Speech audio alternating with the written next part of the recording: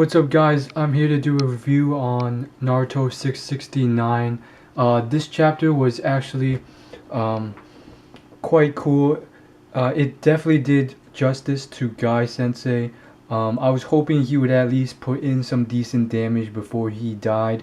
We all knew that he obviously wouldn't be able to defeat him or kill this guy. At best, we were hoping that we could do some damage to Madara, maybe stall him for a bit, and it seems like it's been done. Not a lot apparently. At the end of the chapter, Madara is still standing, which was somewhat disappointing, but it was also to be expected.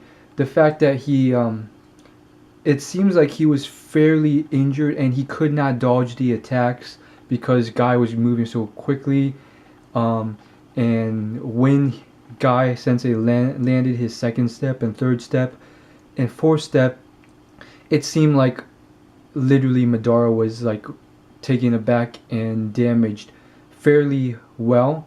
I wouldn't say severely, but fairly well, which is definitely a step forward because before this moment, I doubt, like, we couldn't even land an attack on Madara. He was too fast, too strong, too everything. And we've come to a point again, reminiscent of Dragon Ball Z, where there has been a power level up, and now one of the good guys is faster and stronger. And this reminds me of when Gohan from DBZ hit SSJ2 for the first time, because the whole problem was that you have to compromise speed for power or vice versa, and that was the mistake that Vegeta and his son made. Vegeta and his son Trunks made after escaping the hyperbolic time chamber. They compromised speed for power, and SSJ2 just coincided both. So Gohan was able to maintain his speed despite increasing his power level. And so, again, this is different in the fact that Guy Sensei is going to die. It's not a permanent power level advantage. And it's very different in the fact that in the beginning we see that Guy Sensei, he was about to start his 5 steps. He hit his second step and paused immediately because of the surprising amount of pain it caused him. So, I mean, it probably, like, he's a huge trooper. You probably wouldn't be able to imagine the amount of pain he is facing. And knowing that, like, this is all just to pretty much deal some damage onto this guy and stall. And there's always that shock factor in the fact that, yes, at the end of this chapter, we see that he was a little taken aback, at least in his head, when he realized that Madara was still standing and he didn't take that much damage. He took all the steps, excluding the 5th step, all pretty much straightforward. Actually, he technically dodged one of the steps.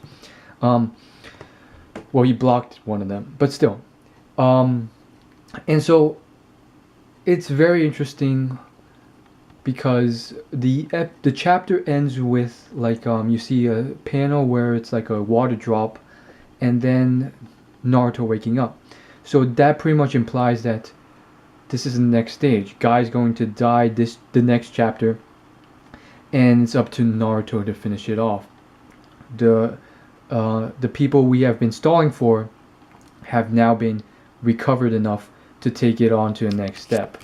So it's very interesting, and I do have to note, and more so exemplify the fact that this could not have been done without not only Guy Sensei but everybody else, because the Kamui and Minato's teleportation technique and Gaara's sand techniques, had they not been in place, and had they not teleported those black orbs that Madara had and everything else, they definitely would not have landed those attacks. For sure. That was proven. They removed those orbs so Guy Sensei was protected and so forth, and that's how it was done. So in my opinion, I thought it was a very good chapter. I'm very interested to see what's going to happen from here on out. More importantly than that, um, there's one last thing I want to say. Again, devotion to Guy Sensei. He's going to die this next chapter. It's kind of sad, and regardless of whether he's bad or not, it's still hats off to Madara. I mean, even before he took on the Sage of Six Path abilities, before he got any of that, he was still able to do so much just as himself, and that's just a record to how big of a prodigy of a child genius he was. Technically, he wasn't really that strong as a child, but over the years, he somehow, I guess, gained that advantage, that level of skill. So it's a big props to him. I mean, for him not to be excited until now, having faced Hashirama years ago, he's like, literally, he says it at the end of this chapter, I haven't had this much excitement since Hashirama. It's pretty much like him saying, like, literally, like he hasn't met a formidable rival since then, a one-person rival. And it's sad in the fact that for Guy to achieve this power level, it's just like a temporary blip, and even after that, it's like he's gonna die. So it's like kind of sad, and at the same time, it's like, what can you really do? So it's kind of interesting because it's also pretty much implying that he's sort of like forgotten about like Madara. Like he's at a point where, excuse me, he's kind of forgotten about Hashirama, because he's at a point where he's like, Hashirama is pretty much useless now, or not useless, but like beyond me now because I can own him, and that's pretty much what he did. He's like, it's a shame, Hashirama, you're no longer on my level, and now I'm unstoppable. It's interesting.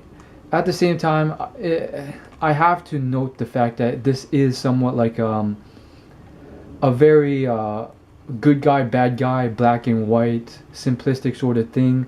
But that is Naruto, and we'll leave the mature content or the deeper plot lines for other manga. So as far as Naruto goes, I thought it was pretty good. So as always, like, favorite, comment, and subscribe, and I'll see you in my next video. Peace.